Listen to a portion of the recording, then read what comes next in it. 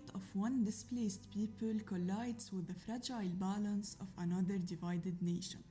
Lebanon, small, diverse, and vulnerable, became the stage where the Palestinian struggle reshaped politics, ignited wars, and left scars that still define the Middle East today.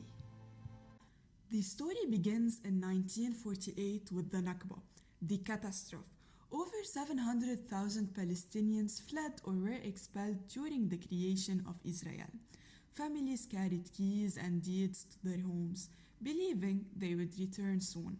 Instead, many found themselves in camps across Lebanon, Syria, and Jordan. In Lebanon, more than 100,000 refugees arrived, settling in camps like Shatila, Burj al-Barajne, and Ain al-Halwe. These camps became not just shelters, but living symbols of exile and resistance. At that time, Lebanon's sectarian system was already fragile. Pierre Gemayel, founder of the Kataeb Party, warned that the influx threatened Christian political dominance. However, Kamal Jumblat, leader of the Progressive Socialist Party, saw the Palestinians as allies in a broader struggle against inequality and foreign domination. Thus, from the very beginning, the Palestinian presence was both a humanitarian crisis and a political fault line. After that came a major event, the Six-Day War. In June 1967, the Six-Day War changed everything. Israel defeated Egypt, Syria, and Jordan in less than a week, capturing the West Bank, Gaza, Sinai, and Golan Heights. This crushing defeat shattered Arab confidence and convinced Palestinians that liberation would not come from Arab states. It was in this moment that Yasser Arafat, leader of Fatah, emerged at the face of Palestinian resistance.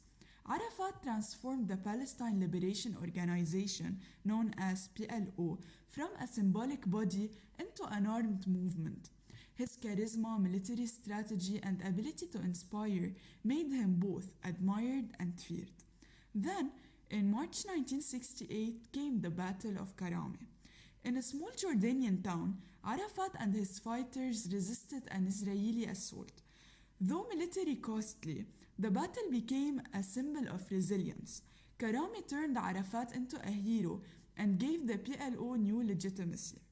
Finally, in 1969, the Cairo Agreement, brokered by Egyptian President Jamal Abdel Nasser, legalized Palestinian armed presence in Lebanon. Camps became bases of resistance, but for many Lebanese, this was the beginning of a state within a state. After that, and by 1975, Lebanon's fragile system collapsed into civil war. Palestinian fighters allied with Jumblat's leftist coalition and Muslim fractions, while Christians under Pierre and Bashir Gemayel saw them as an existential threat.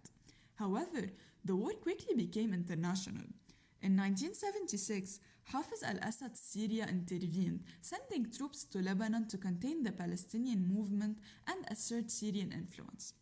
After that, in 1982, Israel under Prime Minister Menahem Begin and Defense Minister Ariel Sharon launched a full-scale invasion of Lebanon. Their goal was to destroy the PLO and expel Arafat. After a brutal siege of Beirut, Arafat and the PLO leadership were forced into exile in Tunis. Meanwhile, the aftermath was devastating. In the Sabra and Shatila massacre of September 1982, hundreds of Palestinian civilians were slaughtered. The world was horrified. Sharon's reputation was tarnished and Palestinian trauma deepened. For Palestinians, Lebanon was both a launchpad of resistance under Arafat and a graveyard of hopes. Refugee camps remain generations later as reminders of statelessness. For Lebanon, the Palestinian question exposed the fragility of its sectarian system. Leaders like Bashir Gemayel sought to preserve Christian dominance, while figures like Jumblat embraced Palestinian solidarity. But the clash between these visions tore the country apart. This is not just a story of politics, it's a story of identity, memory, and survival. Lebanon and the Palestinian questions are inseparable. Refugee camps still stand, murals still tell stories of resistance, and memories of war still haunt. To understand Lebanon's modern history, you must walk through the Palestinian story within it. A story of exile, resistance, and the unyielding dream of return.